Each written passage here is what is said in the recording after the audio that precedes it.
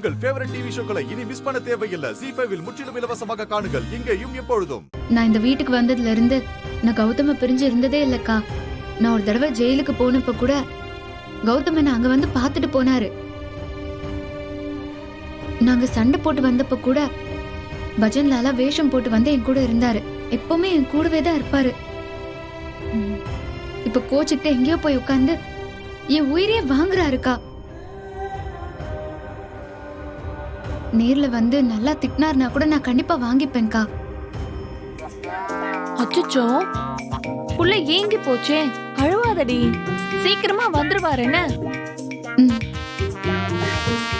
நான் வேணும்னா குச்சி மிட்டாயும் குருவிரட்டியும் வாங்கிட்டு வர சொல்லட்டுமா?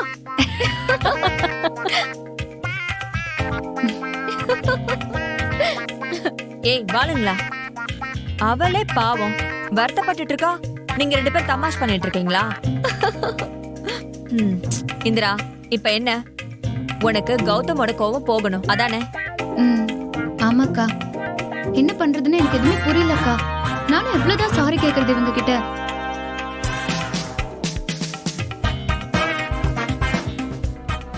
சரி, நான் ஒரு வழி சொல்றேன், கேக்குறியா? ஆனா கொஞ்சம் ரிஸ்க் தான். ரிஸ்கா? என்னக்கா சொல்றீங்க? அக்கா சொல்லுங்க அக்கா, நீங்க சொல்றத பார்த்தா ரொம்ப பெரிய விஷயமா இருக்கும் போல இருக்கு. அக்கா, எதுவா இருந்தாலும் சொல்லுங்கக்கா. எனக்கு கௌதமோட கோவம் தீந்தா போதும். நான் அதுக்காக என்ன வேணாலும் பண்ணுவேன்.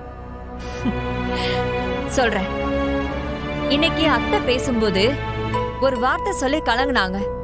நீங்க யாராவது அதை கவனிச்சீங்களா? தெரியல இந்திரா. ஆமாக்கா, குழந்தைக்கு ஒரே எடுத்ததுக்கு அப்புறம் அத்தை என்னமோ சொன்னாங்க. நான் அந்த குட்டி பையன் ஞாபகத்துல கவனிக்க மறந்துட்டேன். சொல்றேன். 5 பிள்ளைங்களை பெத்தேன், உன்னை யமனுக்கு தூக்கி கொடுத்துட்டேன்னு சொன்னாங்க.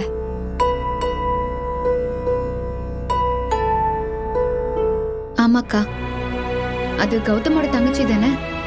ஆமா இந்திரா, இந்த வீட்ல யாருமே அவளை பத்தி பேச மாட்டேங்கிறாங்க. என் வீட்டுக்காரரும் அத பத்தி பேசவே கூடாதுன்னு சொல்லிருக்காரு. ஆமா, எல்லாருமே அதை அவாய்ட் பண்ணிடுவாங்க. ஆனா அது இன்னும் கூட வருத்தமான விஷயம்தான். அதனாலதான் அத பத்தி யாருமே பேசாம இருக்காங்க.